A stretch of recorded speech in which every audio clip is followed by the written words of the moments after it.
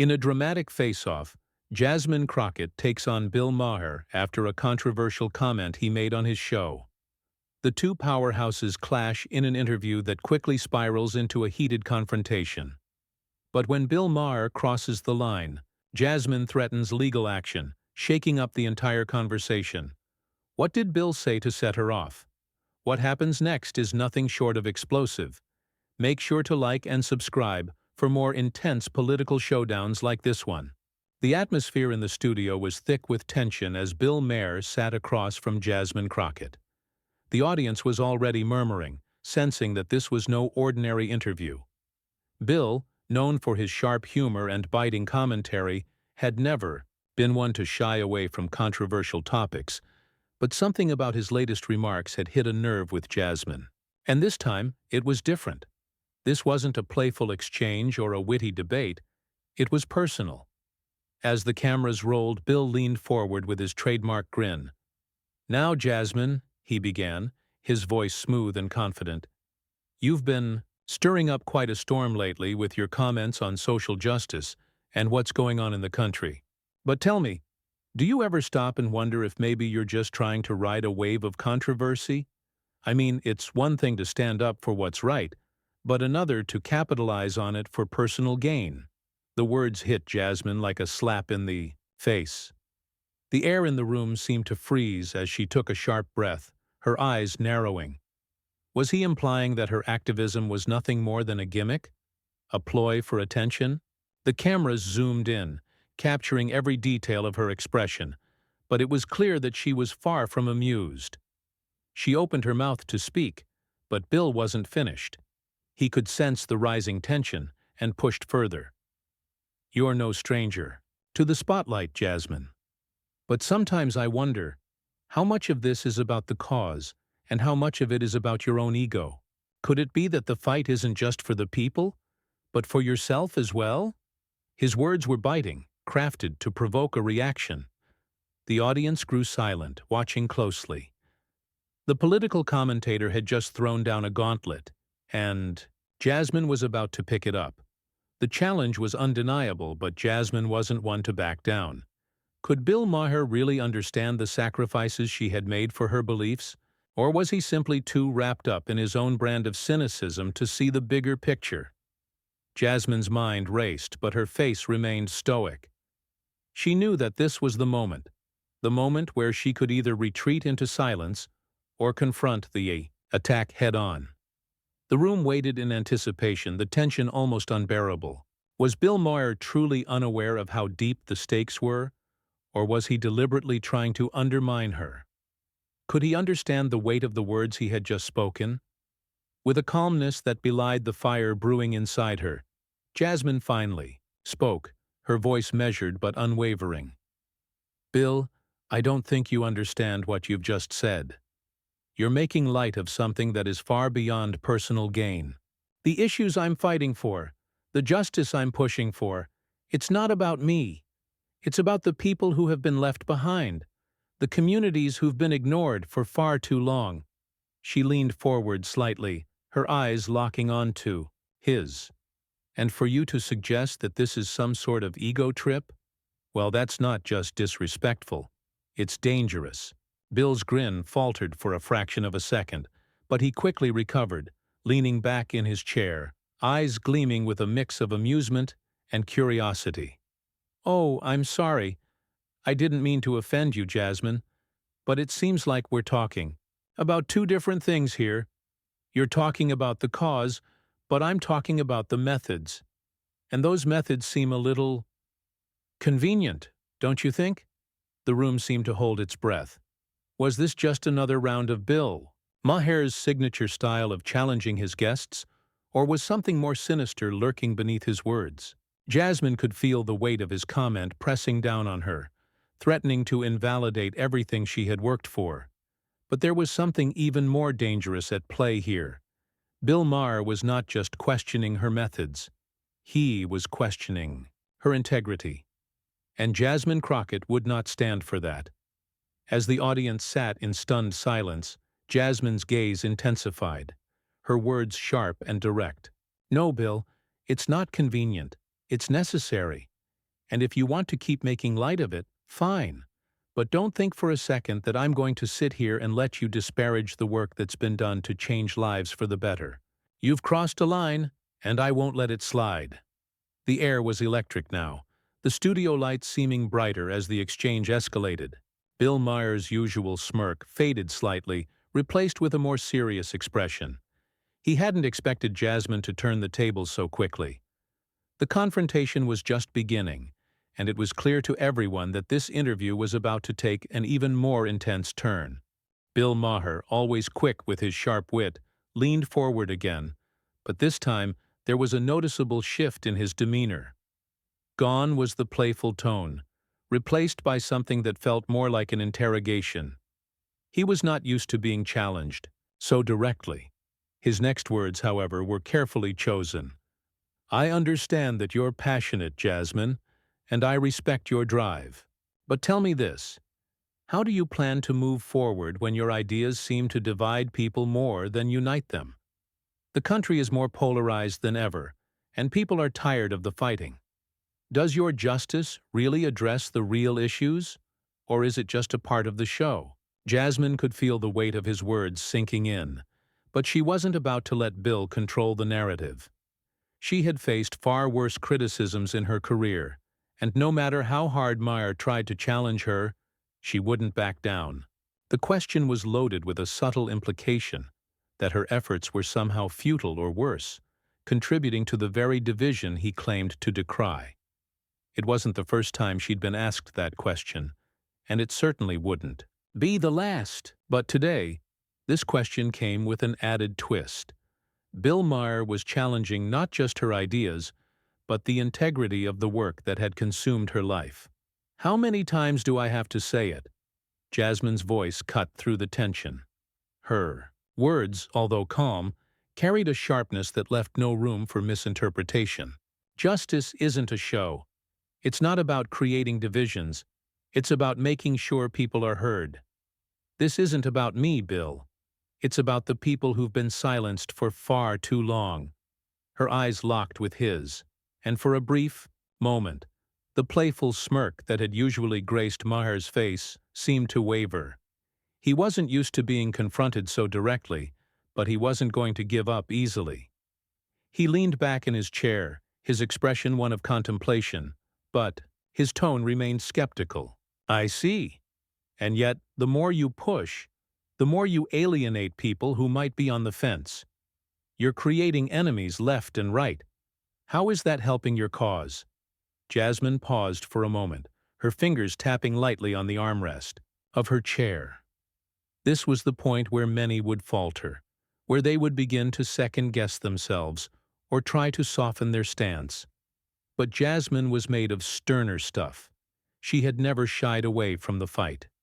What good is a cause if it only caters to people who agree with it? True change doesn't happen in echo chambers, Bill. It happens when we challenge the status quo, when we face resistance head-on. People don't always like being called out, but that doesn't mean they're not wrong. Maher's eyes twinkled, with a mix of admiration and skepticism. He was impressed by her resolve, but that didn't mean he was about to let her off the hook. "So you're willing to alienate anyone who doesn't agree with you just to prove a point? Is that really your strategy?" Jasmine's answer came quickly, her words deliberate and forceful. "It's not about alienation. It's about accountability. And you're right, Bill. People don't like being challenged, especially when they're comfortable. But that's the problem. Comfort leads to complacency. Change happens when we make people uncomfortable enough to question their assumptions." This interview had gone from tense to downright electric. The audience was captivated, hanging on every word. Jasmine Crockett was no longer just defending her beliefs. She was making a compelling case for why those beliefs mattered. And Bill Maher, the master of the art of debate, found himself struggling to keep pace with her. His usual tactics, sharp sarcasm, clever retorts, were no longer landing the same way.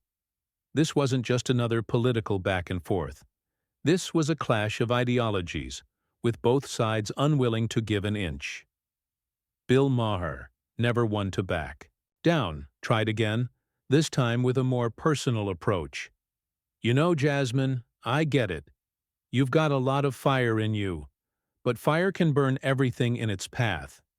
You've got to ask yourself, what happens when the fire burns too hot? Are you willing to risk everything for a cause that could ultimately tear us apart? Jasmine's gaze never wavered.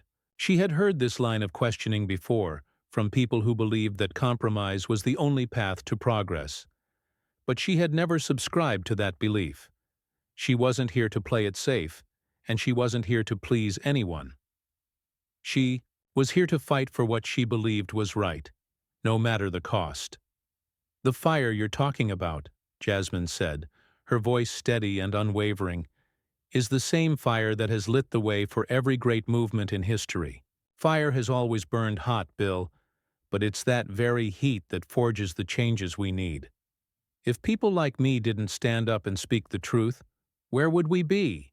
Stuck in the same old system that's broken beyond repair. There was a long silence as the weight of her words settled over the room. Bill Maher, usually the one in control of the conversation, now found himself momentarily speechless. He wasn't prepared for Jasmine's conviction, and it was clear that she had shaken him. The audience was on the edge of their seats, fully invested in the unfolding drama. What was coming next? Would Bill Maher relent, or would he escalate the situation even further? The tension in the room grew palpable, and it was clear that Bill Maher wasn't about to let this moment slip by. His reputation as a sharp-witted interviewer, someone who rarely lost control of the conversation, had been tested. And yet, despite the challenge, he was determined to reassert himself. "Well, Jasmine, you make it sound so simple, don't you?" Bill's voice was measured, though his eyes now burned with a quiet intensity. "You talk about accountability and change, but who defines what's right? Who gets to decide what justice really looks like? If we all start defining justice on our own terms, where does it end? At what point do we stop and say, 'Enough, we've gone too far'?" Jasmine let his words hang in the air for a moment, before responding. She wasn't about to let him frame the conversation in terms of moral relativism. She knew better than that. The issue wasn't about drawing arbitrary lines. It was about calling out systemic injustice that had been allowed to thrive unchecked for too long. "Let me ask you something, Bill," she said, leaning forward slightly, her voice calm but cutting through the noise. "How many more lives need to be destroyed before we admit that the system is broken? How many more people need to suffer before we decide that maybe, just maybe, some of the rules need to be rewritten?" Bill's gaze flickered briefly, as though the question had made him pause, but he quickly regained his composure, his smirk returning. "You're avoiding the issue, Jasmine, and that's fine, I get it. You're trying to sell your brand of justice, but it sounds like you're more interested in making noise than actually solving anything." Her eyes flashed with the kind of intensity that only comes when someone feels truly passionate about their cause. "Making noise is exactly what we need, Bill. For too long, people have been silenced. By fear, by complacency, by an unwillingness to speak out. What we've got right now is a system that rewards those who stay quiet, those who play by the old rules. And those rules aren't working anymore. If you're not willing to challenge them, then what are you really standing for?" Bill sat back in his chair, a slight shift in his posture indicating he was preparing for his next move. He had heard these kinds of arguments before, but never quite like this. He had to admit, Jasmine's passion was something to be reckoned with. Yet he couldn't back down now. His next question would be the one that would truly expose her, he thought. Or at least, that was the plan. "So let's talk about this new system you're so eager to implement," Bill said, now, in full debate mode. "What happens when the rules are rewritten? Who gets to decide what's fair? You? Me? Do you really think that we can just tear everything down and build something new without creating even bigger problems?" Jasmine didn't flinch. If anything, her resolve only hardened. "What's the alternative, Bill? We sit back and let things continue as they are? We ignore the voices of the people who have been screaming for change only to turn a blind eye to their suffering. The system is broken, and if we don't try to fix it now, it might just collapse on itself. The studio audience, once quietly observing, now began to murmur. They could feel the shift in the dynamic. Jasmine wasn't simply responding to Bill Maher anymore. She was standing her ground, challenging him in ways that few had dared before. It was no longer just an interview. It was a full-blown clash of ideologies, with both sides pushing against each other at full force. "You talk about change," Bill said, his voice now tinged with a bit of frustration. "But do you really think you're the one who gets to lead this revolution? You're a politician, not a revolutionary, Jasmine. And if you're not careful, you're going to find out just how much resistance there is to the kind of change you're proposing." Jasmine's response was almost immediate, and it carried a weight of certainty that Bill couldn't ignore. "If you're waiting for someone else to step up and lead, then you're part of the problem. We all have to take responsibility, Bill. It's not about one person, it's about all of us coming together and demanding better. So if you're not part of the solution, then maybe you're part of the resistance." There it was, the moment Bill Maher had been dreading. The gloves were off, and he was no longer in control of the conversation. Jasmine had effectively turned the tables, and the realization was starting to dawn on him. This interview wasn't just about him testing her ideas. It was about her testing him, and he wasn't sure if he was passing the test. Bill Maher, never one to back down easily, leaned forward again, his eyes narrowing. "So you're saying that anyone who doesn't agree with you is part of the problem? That's a dangerous mentality, Jasmine. You don't want to start alienating people who could actually help you, do you?" Jasmine smiled. One of those smiles that conveyed both confidence and understanding. "It's not about alienation, Bill. It's about confronting reality. Some people are too comfortable in their positions to want change, and they're the ones who need to wake up." The studio fell silent. The weight of the exchange was clear. Both Bill and Jasmine knew they had reached the point of no return. There would be no easy exit from this conversation, no quick quips or clever retorts to diffuse the tension. They were both locked in this moment, and the outcome would be determined by how they navigated the remainder of the debate. The tension in the studio seemed to thicken, like a cloud that refused to dissipate. Bill Maher, the master of late-night debate, wasn't accustomed to being so squarely on the defensive, but Jasmine Crockett had come prepared. She wasn't just throwing around talking points. She was dissecting everything Bill threw at her piece by piece, and making him reconsider the very arguments he had built his career upon. Bill leaned back in his chair, visibly taking a moment to regroup. It was clear he hadn't expected this level of confrontation. For the first time, his usual quick wit seemed to be struggling to keep up with the force of Jasmine's words. "You know, Jasmine," Bill began, a little more cautiously than before, "I've been around long enough to see the extremes on both sides of the political spectrum. And what you're proposing, this constant tearing down and rebuilding of everything we know, could lead to disaster. You've heard of the law of unintended consequences, haven't you?" Jasmine's expression didn't waver. "Of course I've heard of it, Bill," she said, almost casually. "But here's the thing.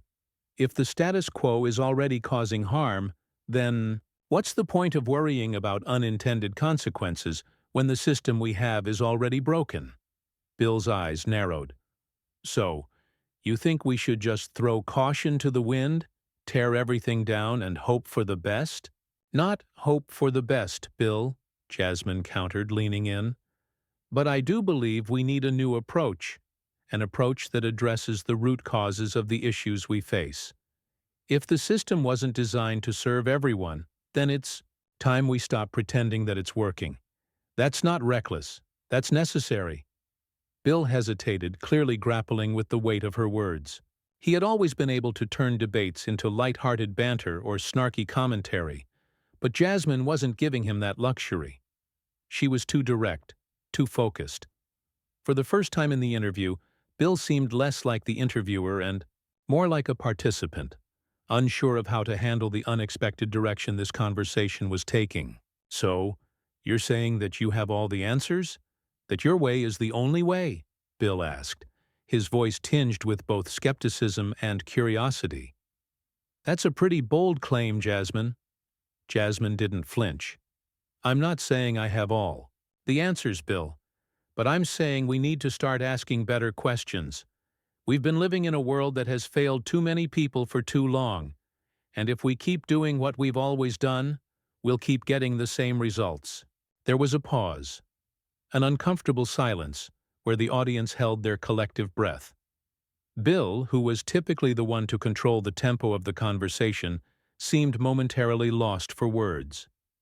He had met his match, and for a brief moment, he wasn't sure how to continue. Finally, Bill cleared his throat and leaned forward, his voice adopting a more serious tone. "But Jasmine, this idea of dismantling everything we know, rebuilding it from the ground up, it sounds like you're advocating for chaos. You don't think there's a better way to go about this? Some sort of compromise?" Jasmine raised an eyebrow, her lips curling into a faint smile. "Compromise is a luxury, Bill. When you're fighting for justice, you can't afford to compromise with a system that's been stacked against people from the start. If you're serious about change, you don't just tweak the system, you overhaul it." Bill's gaze softened for a moment, but only for a moment. He was a master of keeping things light, but this conversation had taken a turn he hadn't expected. It wasn't just the disagreement that troubled him. It was the conviction in Jasmine's words. She wasn't the typical politician who danced around tough issues. She was challenging him, questioning him in ways that few had dared to do before. "So what, we just throw everything away and start over?" Bill asked, his voice now rising with a mix of disbelief and challenge. "You think that's going to solve everything? You're not as naive as you're letting on." "Naive?" Jasmine responded with a quiet laugh, though her eyes never left his. "Bill, it's naive to think that continuing down this same path will lead to different results. Look around. Look at the systemic inequality, the corporate control over our politics, the way our institutions cater to the few and ignore the many. If that's not broken, I don't know what is." Bill's smirk faltered, replaced by an expression that bordered on admiration.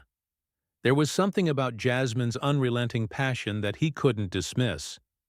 Maybe he had underestimated her, but it was hard to admit that he was beginning to see her point. "All right, so you're saying we need change, and I get that," Bill conceded, though the skepticism still lingered in his voice. "But the kind of change you're talking about, it sounds dangerous. It sounds like we're heading toward a tipping point where everything could just unravel." Jasmine's response was swift, her tone firm. "Bill, it's already unraveling. It's just a matter of how much longer we pretend we can keep it together before it all falls apart on its own." Her words landed with a heavy finality. It was as though she had not only won the argument, but had shifted the conversation entirely, forcing Bill to confront the uncomfortable truth that perhaps, just maybe, the system as it existed was beyond repair. The audience shifted in their seats. The tension was thick, almost tangible.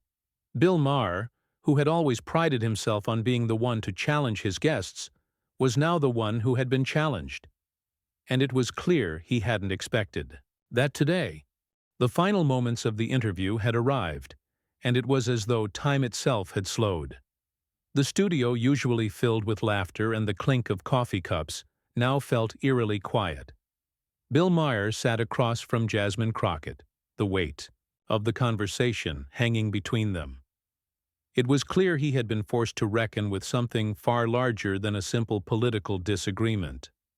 Jasmine's words had struck a nerve, and the moment had escalated in ways neither of them had expected.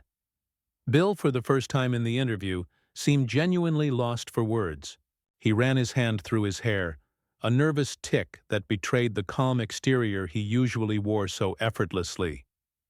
The crowd, sensing the shift in dynamics, grew hushed, waiting for Bill's next move. Would he continue to press, trying to regain control of the narrative? Or had he been completely undone by Jasmine's calm, measured challenge? Jasmine, on the other hand, remained composed. Her posture was unflinching, and her gaze never wavered from Bill. There was no sign of fear or hesitation in her voice when she spoke next. If anything, it was as though she had found her rhythm, a power she had never known before. She had gone from a guest on a late-night talk show to the voice of reason in a debate that felt like it had transcended politics. "You're still thinking in terms of the old system, Bill," she said, her voice steady. "That's the problem. You're thinking about how to fix it, how to make it work better, instead of asking the most important question, whether it's even worth saving." Bill's eyes narrowed as he took in her words, his brow furrowing in concentration. It was as if she had reached into his mind and pulled out his deepest doubts. The old arguments, the ones he had used countless times to defend the status quo, now seemed weak and hollow in the face of her conviction. "You're asking for revolution, Jasmine," Bill said, his voice lower now, tinged with a kind of reluctant respect. "And I get it, I do. But revolution is messy. It's unpredictable. People get hurt. What happens if the chaos doesn't lead to something better, but something worse?" Jasmine leaned in slightly, her tone soft but resolute. "What happens if we don't try at all, Bill? What happens if we keep pretending that the system we have isn't designed to protect those who already have power? What happens when we continue to ignore the people who are being left behind?" Bill opened his mouth to respond, but he stopped himself. The words, for once, weren't coming. He had built his career on the notion that the system, while flawed, could be fixed, that it was worth preserving, warts and all. But here was Jasmine, unwavering in her belief that the system was beyond redemption, and for the first time, he was questioning everything. The tension in the room was palpable.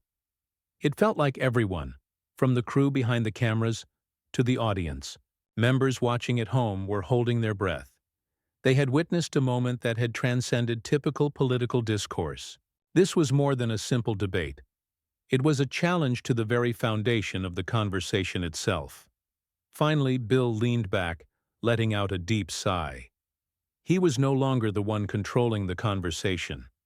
In this moment, Jasmine had taken the reins, and there was no denying the weight of her words. Bill, the master of sharp quips and biting humor, found himself struggling to respond. "All right, Jasmine," Bill said after a long pause, his voice quieter now. "You've made your point. You've made me think, and that's something I haven't had to do in a while." Jasmine gave him a small smile, one that was both gracious and triumphant. "I don't want you to just think, Bill," she replied. "I want you to act. Because if we don't act, we'll never know what's possible. We'll just keep repeating the same mistakes." The crowd erupted into applause. It was a rare moment of true respect from an audience that had been unsure of where this conversation would go. But Jasmine had won them over, not with flashy rhetoric, but with a simple, undeniable truth. Bill, for all his bravado, sat silently for a moment, absorbing the gravity of what had just transpired. In a rare show of humility, he nodded. "You're right, Jasmine. I don't have all the answers, but maybe it's time we start looking for them together." The interview was over, but the impact of the conversation lingered. The audience would talk about it for weeks, and the media would dissect every moment of the exchange. It had been a conversation that forced both sides to confront uncomfortable truths, and in the end, it was clear that Jasmine had emerged victorious. She had stood firm in her beliefs, challenged Bill Maher in ways that no one had done before, and left a mark that would not soon be forgotten.